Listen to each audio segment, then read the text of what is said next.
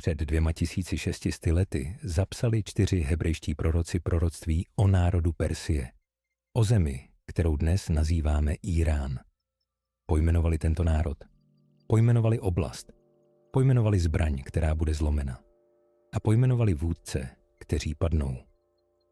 28. února roku 2026 se každé jediné slovo naplnilo během jediné noci. Nejvyšší vůdce Iránu, Ajatolláh Alí Chameneí, je mrtev, zabit při společném americko-izraelském útoku.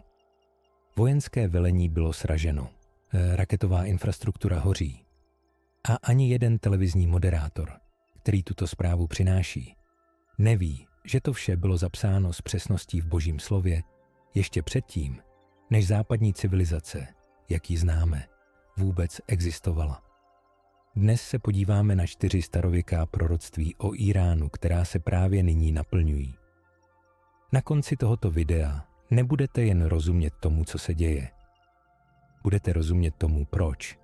Protože Bůh o tomto národě, o tomto okamžiku a o této hodině již promluvil ve svém slově. To, co svět nazývá nejnovějšími zprávami, Bůh nazývá dávnou historií. Proroctví první, Beran, pojmenovaný andělem. Než se pustíme dál, musíme si odpovědět na jednu zásadní otázku. Je Irán skutečně v Bibli? Ne na základě domněnek, ne skrze volnou interpretaci, ne tak, že bychom do starověké poezie násilně vtěsnávali moderní geopolitiku. Odpověď je ano. A toto stotožnění nepochází od učence, komentátora ani teologa. Pochází od anděla.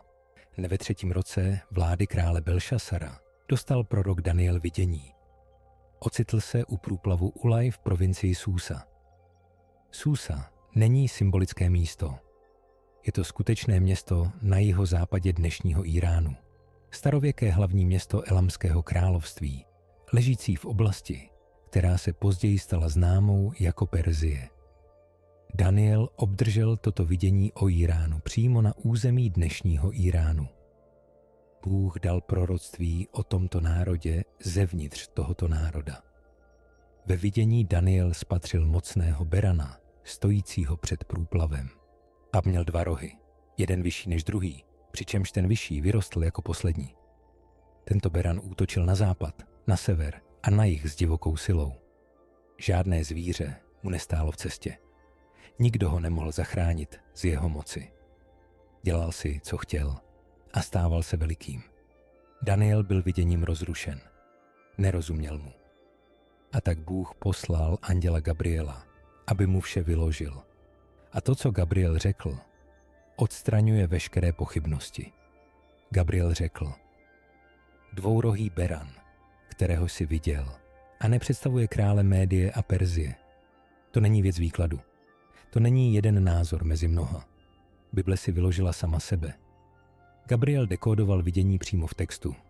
Médie a Perzie, 2 starověké civilizace. Jejichž území tvoří zeměpisné jádro dnešního Iránu. Beran je Irán. Toto stotožnění není odvozené, je přímo vyhlášené.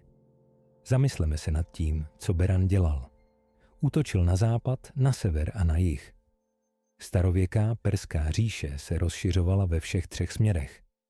Na západ do Babylonie, Lýdie a Egypta, i na sever do oblasti Kavkazu a střední Asie, na jih do Arábie a Perského zálivu. Bylo to nejmocnější impérium, jaké starověký svět kdy poznal. Moderní Irán se řídí stejným vzorcem. Na západ skrze Hizbalách v Libanonu a sítě milicí v Sýrii a Iráku. Na jih skrze Husijce v Jemenu. Na sever skrze prohlubující se strategické spojenectví s Ruskem. Beran stále útočí. A svět se stále marně snaží ho zastavit. Ale vidění nekončí nad vládou Berana.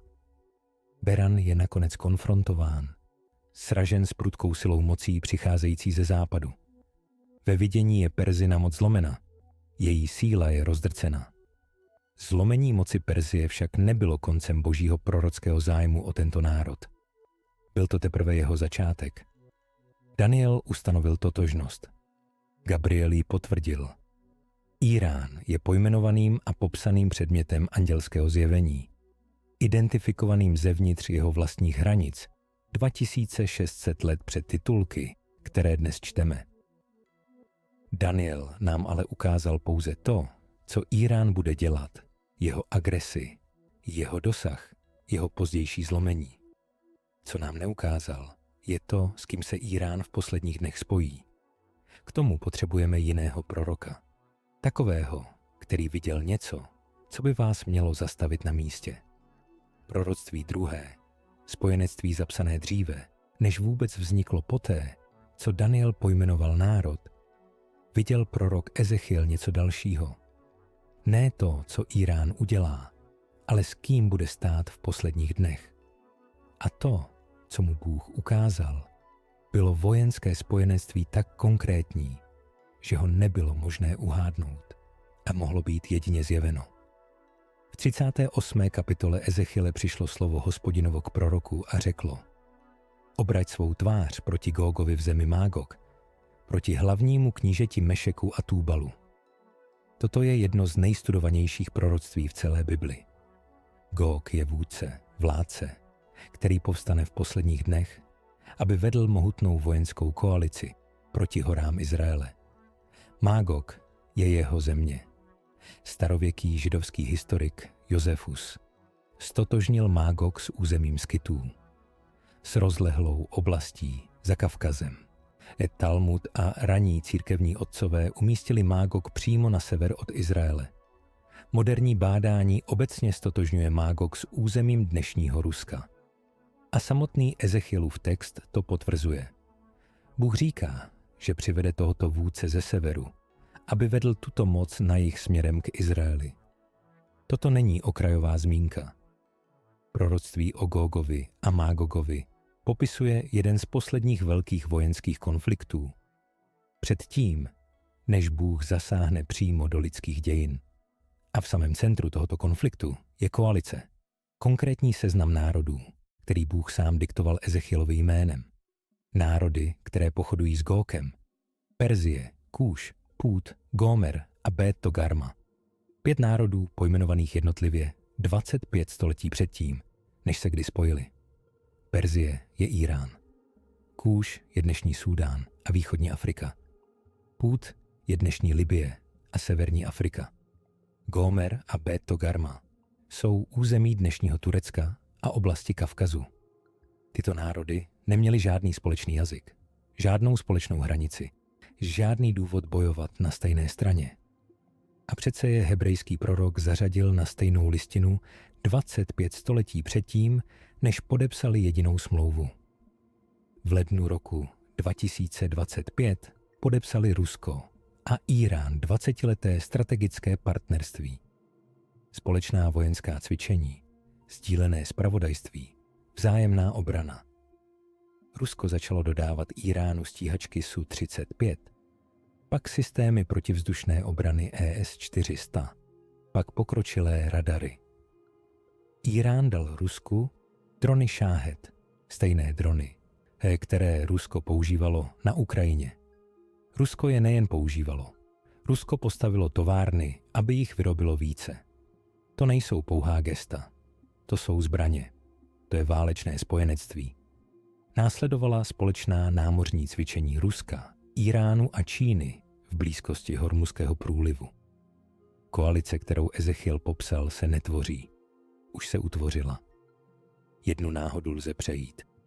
Ale 5 národů ze 3 kontinentů, ozbrojených navzájem svými zbraněmi, provádějících společná cvičení. Přesně tak, jak to jeden prorok popsal před 25 staletími, to není náhoda. To je autorství. Pokud je koalice již sestavena, jakou finální roli hraje Írán? Kam vede proroctví o Gógovi a Mágogovi pro tento národ? Tato odpověď není v 38. kapitole Ezechiele. K tomu potřebujeme proroka, který zašel ještě dál. Takového, který nepojmenoval jen národ, ale i oblast v rámci toho národa. Pojmenoval zbraň. A hluboko v onom soudu zanechal něco, co mění vše. Pokud vás toto téma zaujalo, I nezapomeňte odebírat kanál Příběhy z Bible. Každý týden přinášíme nová videa, která vám pomohou lépe porozumět Božímu slovu. Proroctví 3. Lukáš provincie, zbraň, úder. Jeremiáš byl prorok přesnosti. Tam, kde jiní proroci malovali širokými tahy, Jeremiáš zacházel do detailů. Konkrétní město, konkrétní král, konkrétní posloupnost událostí. Ve 49. kapitole své knihy dal Bůh Jeremiášovi slovo o národu v národě, ne o Perzii jako celku, ale o konkrétní oblasti, o konkrétní zbrani a konkrétním výsledku. Hospodin řekl, toto praví Hospodin zástupů. Hle, zlomím luk Elamu, prvotinu jejich moci. Elam, ne Persie. Elam, starověká civilizace na jihozápadě Iránu. Oblast starověkého Elamu odpovídá dnešní iránské provincii Chuzistán a přilehlým územím. A co se v té oblasti nachází dnes?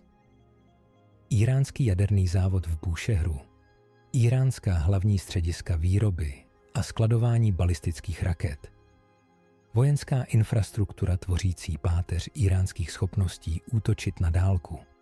Jeremiáš neukázal na říši, ukázal na provincii. A provincie, kterou pojmenoval, je přesně tam, kde jsou zbraně. Luk Elamu byl jejich primární zbraní. Elamští lučišníci byli nejobávanější vojenskou silou starověkého světa, právě díky luku. Luk byl způsobem, jak Elam promítal svou moc do dálky. Přesně to dělá balistická raketa. Primární zbraní Iránu je jeho raketový program a jaderné schopnosti, schopnost projít smrtící silou přes tisíce kilometrů a všeobecně uznávaná jako prvotina jeho vojenské moci. Zbraň, kterou se svět po desetiletí snažil omezit. Bůh řekl, že ji zlomí. V červnu roku 2025, během 12denní války, bylo systematicky zničeno iránské protivzdušné obranné uspořádání. Ochranný štít kolem těchto zbraní. Pak 28. února roku 2026 šla společná americko-izraelská operace hlouběji. Zaměřila se přímo na raketovou infrastrukturu, jaderný program, výrobní závody, velitelské struktury. Luk je lámán, nenáhodou. Podle hebrejského proroka píšícího v 6. století před Kristem. Jeremiáš pokračoval. Proti Elamu přivedu 4 větry ze 4 světových stran. 4 větry, 4 směry. Síly přicházející ze všech stran najednou. Operace z 28. února zahrnovala americké námořní údery z Perského zálivu, izraelské letecké údery ze západu a koordinované platformy zasahující Irán z více směrů současně, přesně jak Jeremiáš popsal. 4 větry ze 4 světových stran. A ve verši 38 čteme: Postavím svůj trůn v Elamu a zničím odtud krále i knížata, praví Hospodin. Než přejdeme k naplnění tohoto verše, všimněte si, co Jeremiáš vložil úplně na konec tohoto úseku. Většina učitelů dojde k verši 38 a knihu zavře. Ale existuje verš 39 a ten mění vše. V posledních dnech však změním osud Elamu, praví Hospodin. Soud není božím posledním slovem pro Irán. Přímo uprostřed nejpřísnějšího proroctví vojenské zkázy, jaké bylo o tomto národě napsáno, uvnitř téhož úseku, který předpovídá zlomení zbraně a svržení vedení, je příslib obnovy v posledních dnech. Zapamatujte si tento příslib. Vrátíme se k němu. Protože až tak učiníme, bude to nejdůležitější věc řečená v celém tomto videu. Nejdříve však má verš 38 své naplnění. Naplnění zapsané 28. února roku 2026. A žádný zpravodajský kanál ho neoznámil slovy, která si zaslouží. Proroctví 4. Trůn v Elamu. Postavím svůj trůn v Elamu a zničím odtud krále i knížata, praví Hospodin. Král a knížata. 28. února roku 2026 byl nejvyšší vůdce ajatolláh Alí Chamenei zabit při americko-izraelských úderech ve své kanceláři v Teheránu. Chamenej držel nejvyšší moc nad Íránem téměř 37 let. Déle než jakýkoliv jiný hlava státu na Blízkém východě. Byl králem, nejvyšší autoritou nad armádou, soudnictvím, jaderným programem, sítěmi zástupných sil a náboženským směřováním národa. Král nepadl sám. Íránská státní média potvrdila smrt Chamenejího dcery, zetě a vnučky. Kromě jeho rodiny útoky eliminovaly i několik vysoce postavených velitelů íránských vojenských a zpravodajských struktur. Muže, kteří ovládali rakety, řídili sítě zástupných sil a udržovali pohromadě institucionální moc Islámské republiky. Král nepadl sám. Knížata padla s ním. Jeden verš. 2 slova. Král a knížata. Zapsáno před 26 staletími a naplněno během jediné vojenské operace, v jediné noci. Celá vrcholná velitelská struktura Islámské republiky, politická, vojenská, duchovní, zničena během jediné noci.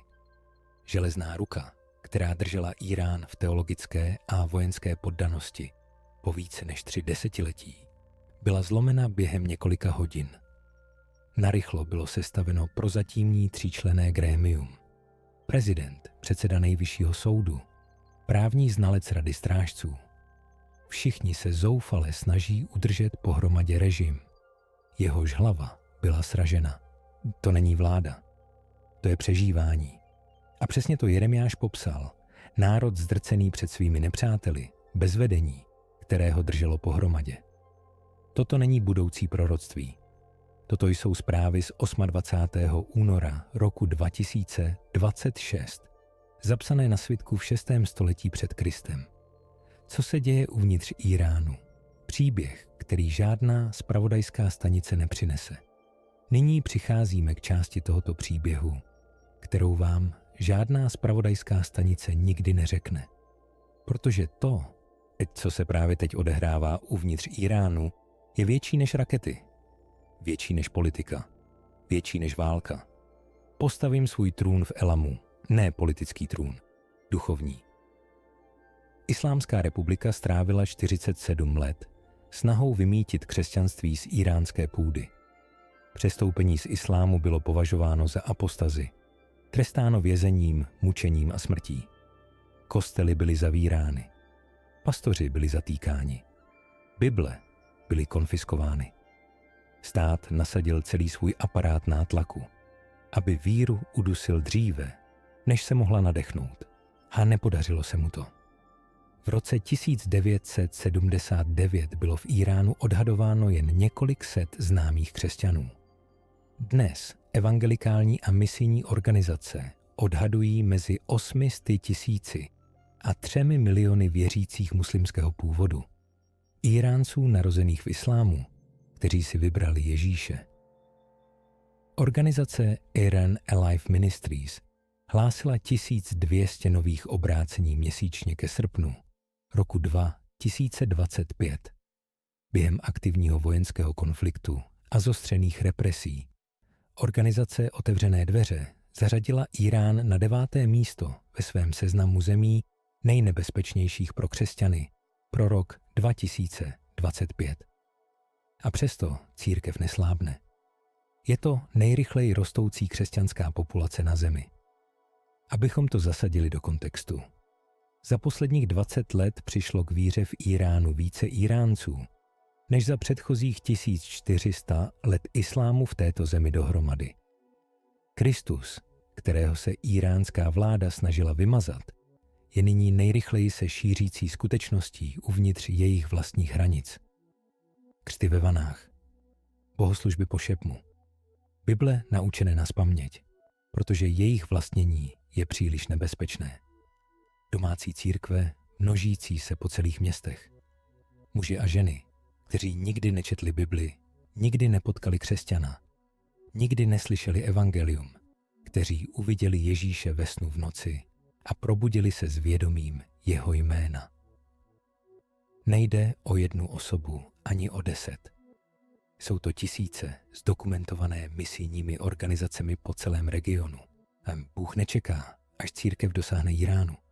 On sám dosahuje Íránu. To je trůn, který Jeremiáš popsal, povstávající v troskách toho, který padl.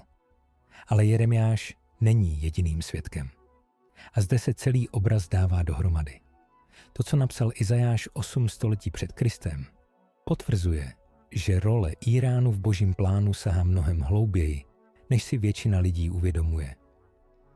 Ve svém výroku proti Babylonu Bůh pověřil k soudu: vytáhněte Elamci, oblehněte Médové.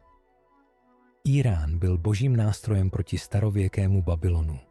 A když Babylon padl, Izajáš prohlásil: padl, padl Babylon. Pak Jan ve zjevení zopakoval Izajášova přesná slova: padl, padl veliký Babylon. A toto prohlášení vztáhl na závěrečný pád systému posledních dní. 3 proroci, 3 epochy, jedno zbíhání se. Írán je vetkán jak do počátku konce, tak do samého konce konce. 4 proroci, 600 let mezi nimi, jeden národ, každá nit se spojuje. To není náhoda, to je autorství. Kam to vše směřuje? Musíte vidět celý obraz, protože vše, co jsme vám v tomto videu ukázali, Beran, koalice, zlomený luk, padlý král, trůn, to není konec příběhu. Vede to někam. A Bible vám říká přesně kam. Tentýž Ezechiel, který pojmenoval koalici ve 38. kapitole, vám také řekl, co přijde dál. Národy se shromáždí, Rusko je povede, Írán bude pochodovat s nimi, Turecko, Libye, Súdán. Celá listina se pohybuje směrem k jednomu místu. Ne do Prahy, ne do Bruselu, ne do Moskvy. Do Izraele. Na hory Izraele.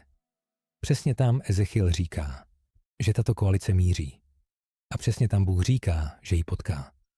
Ezechiel 38:18.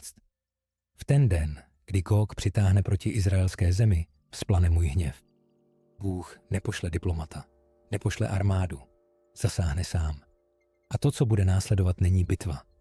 Je to boží čin, který ukončí éru, kdy člověk vládne člověku. Prorok Zachariáš viděl tentýž okamžik z jiného úhlu. Zachariáš 14. Všechny národy země se shromáždí proti Jeruzalému. Město bude dobyto a pak Hospodin vytáhne a bude bojovat proti těm národům. V ten den stanou jeho nohy na Olivové hoře, na východ od Jeruzaléma, na téže hoře, kde Ježíš stál před svým na nebe vstoupením. Na téže hoře, kde andělé řekli: tento Ježíš, který byl od vás vzat do nebe, přijde zpět stejným způsobem, jak jste ho viděli odcházet. Odešel z Olivové hory, vrátí se na Olivovou horu. Právě tam to vše směřuje. Pád Íránu, vzestup koalice, národy obklopující Izrael, to vše se buduje k jednomu okamžiku. Návratu Ježíše Krista do Jeruzaléma. Ne jako dítě v jeslích, ne jako učitel na svahu hory, jako král králů, který vstoupí na Olivovou horu, ukončí konflikt, nastolí své království a bude vládnout z města, na které každý prorok ukazoval. To, co sledujete v Íránu, není konec. Je to začátek konce. A tentýž Bůh, který naplnil každé slovo o tomto národě, jméno, oblast, zbraň, vůdce, trůn, vám řekl, co přijde poté. Vrací se do Jeruzaléma, aby vládl. A každý titulek, každá koalice, každý padlý král přibližuje ten den. Jsme generace, která to vidí na vlastní oči. Otázka není, zda jsou tato proroctví skutečná. Důkazy jste viděli. Otázka je, jste připraveni na to, co přijde dál? Rád bych teď slyšel váš názor. Události v Íránu jsou něčím, co jsme za celý svůj život neviděli. Co vidíte vy? Jak to mění váš pohled na Bibli? Co si myslíte, že přijde dál? Napište mi do komentářů. Čtu každý jednotlivý z nich. Pokud vás toto video oslovilo, přihlaste se k odběru kanálu Příběhy z Bible a zůstaňte na blízku. To, co přijde dál, vám otevře oči ještě víc.